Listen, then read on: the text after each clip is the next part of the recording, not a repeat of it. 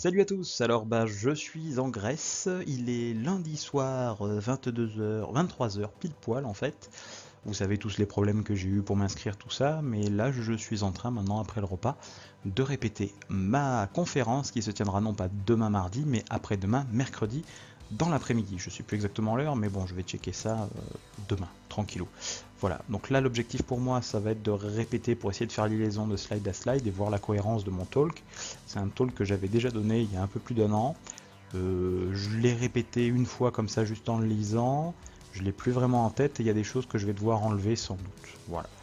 Donc là l'idée c'est juste que je me lance pour essayer d'être à peu près fluente sur les idées, parler, voilà. Donc désolé par avance si ça fourche un peu. J'ai oublié de dire, c'est lettre en anglais. Donc juste je vous traduis le titre. Donc là je vais parler de la préparation des futures analyses post-mortem des échantillons qui sont à base de beryllium qu'il y aura dans le jet ou ITER par la technique de spectroscopie Raman multilongueur d'onde. Voilà, donc le slide est un petit peu blanc au départ, normalement il y a les institutions, tout ça, mais là pour vous j'ai enlevé toute la coloration, voilà, pas de chichi. Donc 3, 2, 1, c'est parti. Je regarde juste l'heure, je vais quand même me chronométrer, histoire de... Alors juste j'ai oublié mon chrono, voilà. Ça c'est de la préparation, ça c'est de la préparation. Presque j'aurais dû le faire en live en fait. Bien. Si, où mon chrono? Voilà, horloge, chronomètre, et c'est parti. So, thanks Mr. Chairman, sign woman, thanks Mrs. Chairman for your introduction. So I will speak about preparing the future post-mortem analysis of beryllium-based jet and heater samples by multi-wavelengths Raman spectroscopy, and I will mainly focus on this. So, first of all, as you may all know, ITER and jet are beryllium and tungsten-based tokamaks. Inside this tokamak, you will have impurities such as oxygen, nitrogen, and carbon, and also many plasma wall interactions. Among others, you will have erosion deposition processes, temperature increase up to 1000 degrees C or even more, and also diffusion mechanism of some species, melting of metals at some points, etc. So many plasma wall interactions that concern first safety issue, which for example you have the tritium retention and dust production, but also material modifications, so diminution of the initial properties by creating mixed materials. So the aims of this presentation is to give you an idea of the capabilities of the Raman microscopy and also to convince you that this technique is able to detect hydrogen isotope and mixed materials by the chemical bondings. So the outlines of these talks: first I will briefly present the work of the different collaborators, then give ideas about basics on Raman microscopy, and then give 3 different results: first varying the amount of defects in beryllium, then implanting deuterium and barium to create BD2 crystals, and then detection of barium carbide formation in codeposit layers, and then I will conclude and give some things.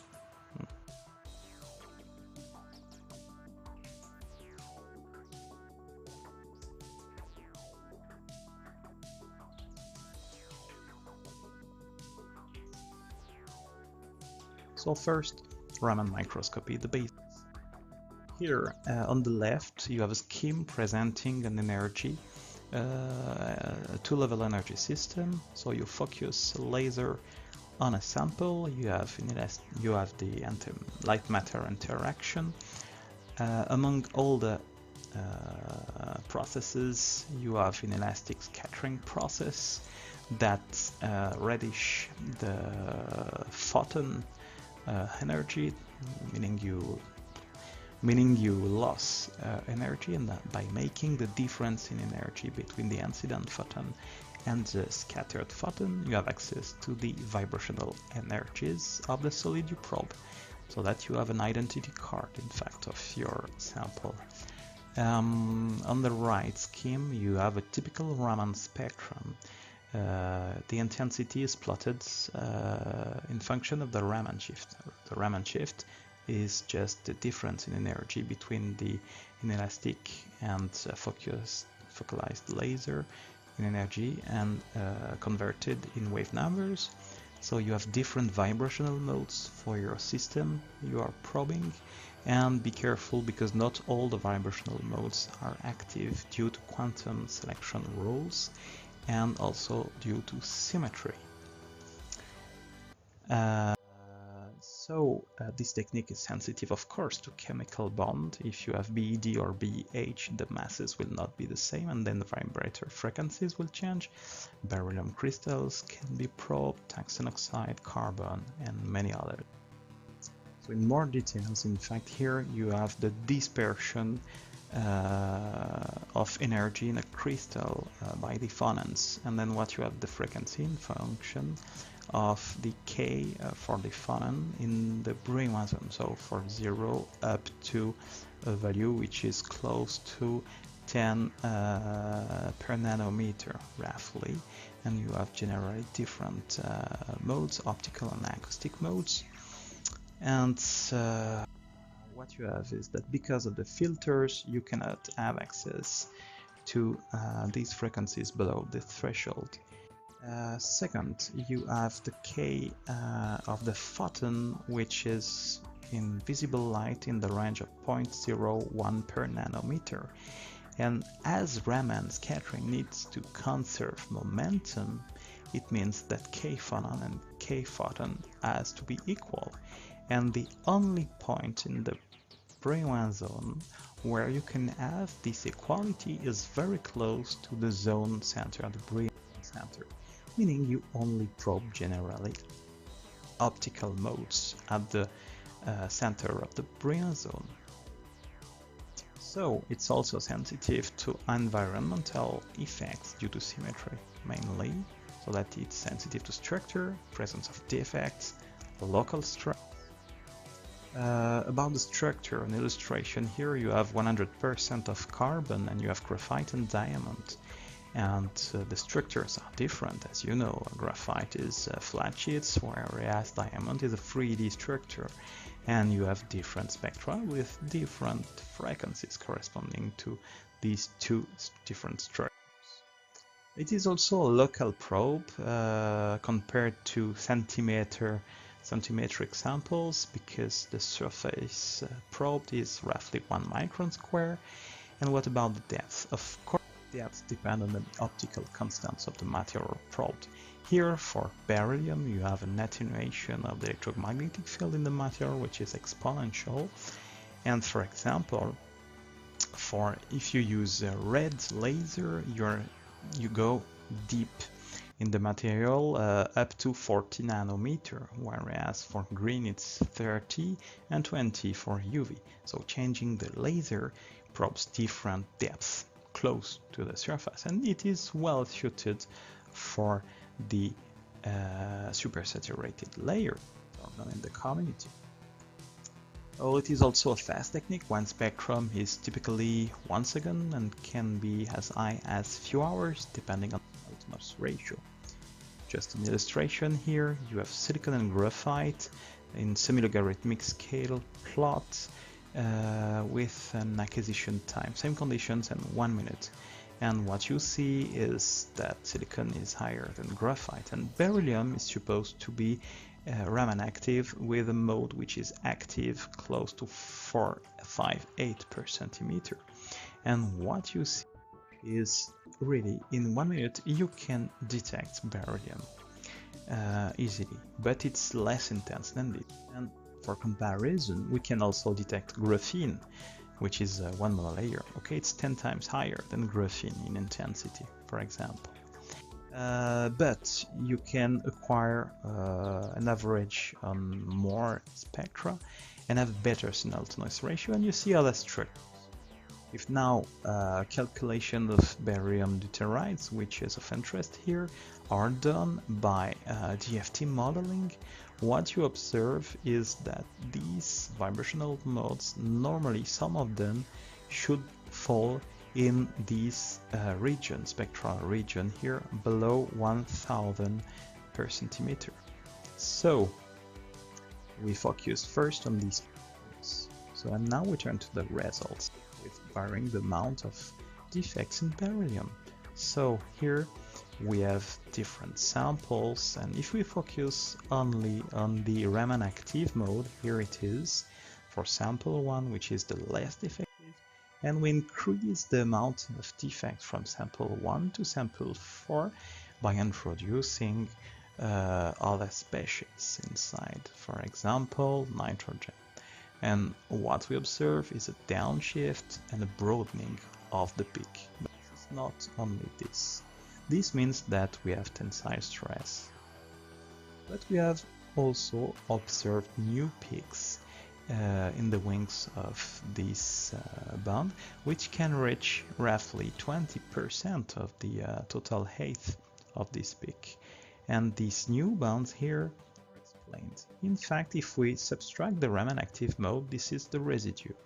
And if we compare the fun and density of state obtained by different techniques, such as inelastic neutron scattering, for example, we observe they are the same. So here, when we have defects in the material, we give rise to fun and density of state by removing some symmetry.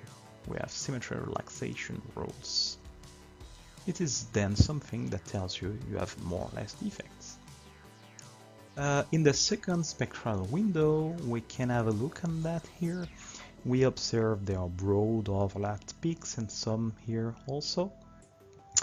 Compare with the second harmonic of the fun and density of state, which is here just reproduced by multiplying by 2 the wave number of the PDOS. What we observe is a good agreement between all these peaks here. So we think we observe the second PDOS. And if we have a look on samples which have less defects, what we observe is additional sharp peaks here. And this peak, if compared to the position of the E2G and combination modes and second harmonic of these peaks, they are not so far. Of course, they have shifted by anharmonic effects, but they are not so far. So it was a first step to characterize these zones, as some of the deuterides fall in this region. This is given by calculations. So now we turn to deuterium implanted in beryllium at this energy.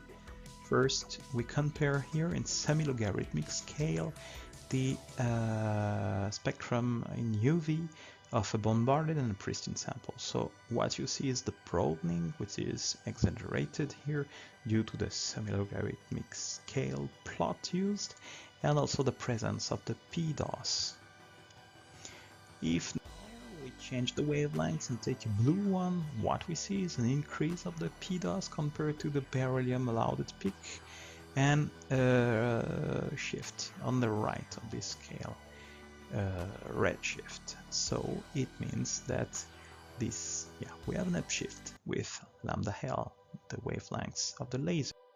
But when we still increase the laser wavelengths, we still have a PDOS that increase with it, a broadening which also increase with it.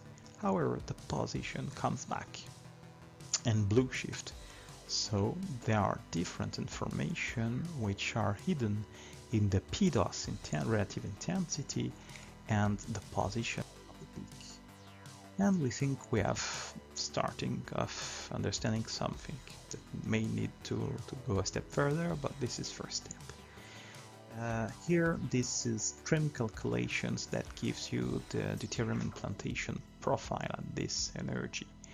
And I have reported the slabs in which you probe your sample by changing the wavelengths. And what you see, of course, is that when you use green, you go deeper in the volume than UV. And here, this is the PDOS intensity compared to the allowed beryllium peak. And it increases from 10% to 25% when increasing the wavelengths. And of course, it's in adequation with the profile, because When you use a green laser, you probe deeper and you probe more defects than closer to the surface. That's why it's more intense, more defects. Vacancy profile given by trim gives you a different shape with a maximum which is roughly close to 15 nanometer. And what you observe is close to the surface. You have a high tensile stress, and this stress is released at the maximum of the vacancy profile and then change again. So it follows more or less the vacancy profile. So the message here is not that we understand well using trim what happens in the material, but we identify two different spectroscopic parameters that give you different information about the gradients from 0 to roughly 30 nanometer, which is sensitive for evaluating in the future the supersaturated layers, which are mentioned many times in the field. Another example now, it is if we vary the amount of deuterium on the surface. Here, position and full width at half maximum, we observe an increase and then we reach a plateau. And this saturation of stress here is reached when we cannot put more hydrogen in the beryllium. We have some tensile stress and then no more evolution. But what we observe by doing some image analysis is that when we reach the saturation, we have appearance of some structure, dots and some dendrites on the sample, which are typically 100 nanometer height. Here, this is an AFM view here. So the question remains now, is there deuterium inside dendrites? And the answer is yes, as you will see. So we use now the Raman spectroscopy in a mapping mode. So a mapping mode means that we put the sample under the beam and we move the sample micron by micron by recording spectra each micron, for example. And what you see here in red, this is on dendrite, and off dendrite, this is the other. And we sum all and compare and normalize, etc. But what we see is that we have additional peaks on dendrite compared as off dendrites. And what are these peaks due? Now we compare with the DFT calculations and we see they fall in the same spectral window with some differences. We can do more by comparing with very recent papers from last year from Pepa et al. In the FIS-RESB. So they use diamond anvil cell and apply the force on a BED mixture to create barium deuterites, barium hydrides, sorry, and they did at the same time XRD and Raman spectroscopy. So what they obtain is all the optical modes which are Raman active and a shift due to the pressure and fast transitions, etc. I don't go into details here. Is just the fact that we have deuterium instead of hydrogen, so we have to reduce the mass. So after applying this known correction, we obtain this and compare to our data.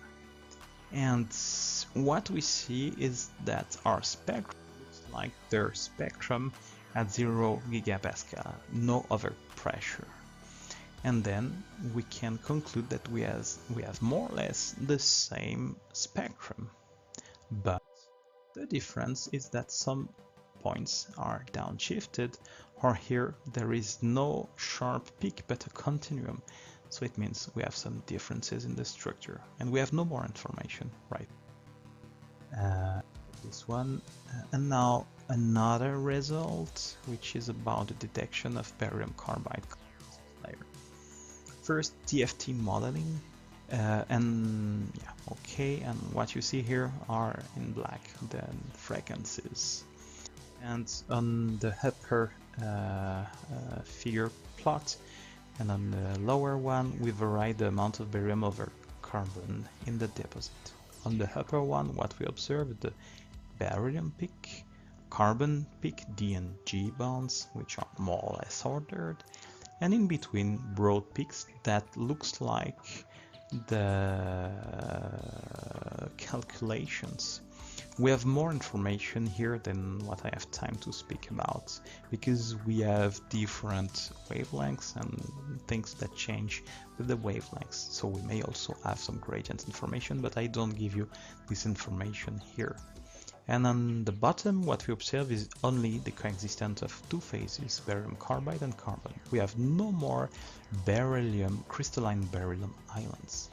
But just note that we see a silicon peak, which is the underlying sample holder. So, speak about, in conclusion, we are sensitive to structure, defects, stress in material. This is nanometric depth probe, tens of nanometers, yeah, not a surface. This is not a surface technique, but a near surface technique. It can detect charge and smite bonds and detect mixed materials formation like BEC. So this is a good tool to compare with other techniques. And the next is to understand the BET2 formation by changing other parameters, and also to analyze in the framework of Eurofusion, barium oxide and barium hydroxide, for example. And just to your knowledge,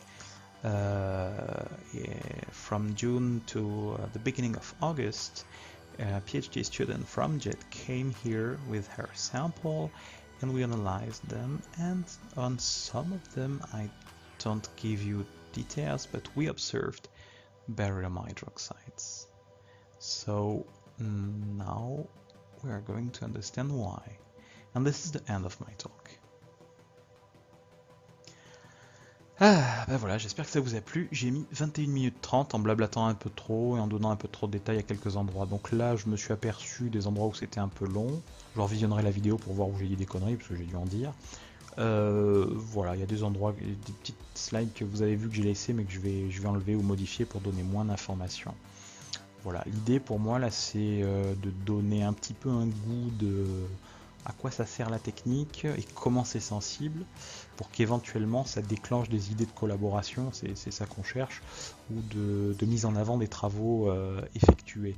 Là notamment il y a un papier de 2017 que j'ai pas mis d'ailleurs encore, qui à l'époque où je l'ai fait il n'était pas publié, mais là maintenant il est accepté dans une revue qui s'appelle Nuclear Fusion, et qui est une revue avec un impact facteur de 4. Donc ça c'est le top, hein. Moi j'ai jamais fait au-delà, hein. Ou alors c'était pas de ma faute quoi, donc voilà, ça c'est un résultat pas mal. Et je parlerai des impacts facteurs, etc. une autre fois, c'est de la merde pour codifier si on travaille bien ou pas, mais c'est très subjectif, mais on en reparlera une autre fois. Là c'est simplement pour dire que je suis crevé, je vais pas tarder à aller dormir. Bah non, parce qu'il faut que que je finisse de lire le papier de revue et que je l'upload là. La deadline elle s'arrête ce soir normalement. Voilà. Non mais du coup j'ai juste à faire quelques petites modifs et c'est dans la boîte. Je répéterai demain une fois. On a prévu de sortir un peu plus demain, d'aller boire un coup parce qu'il y a 2 de mes collègues qui auront fait leur oral. Donc après le resto, on va sûrement faire un petit bar et puis voilà, on va voir si on se couche à pas d'heure ou pas. Parce que bah faut en profiter un petit peu, hein. Tant qu'on est là, on fait un peu la fête, hein. Voilà, c'est pas tout le temps. Bon allez, à plus et surtout n'oubliez pas de rester critique.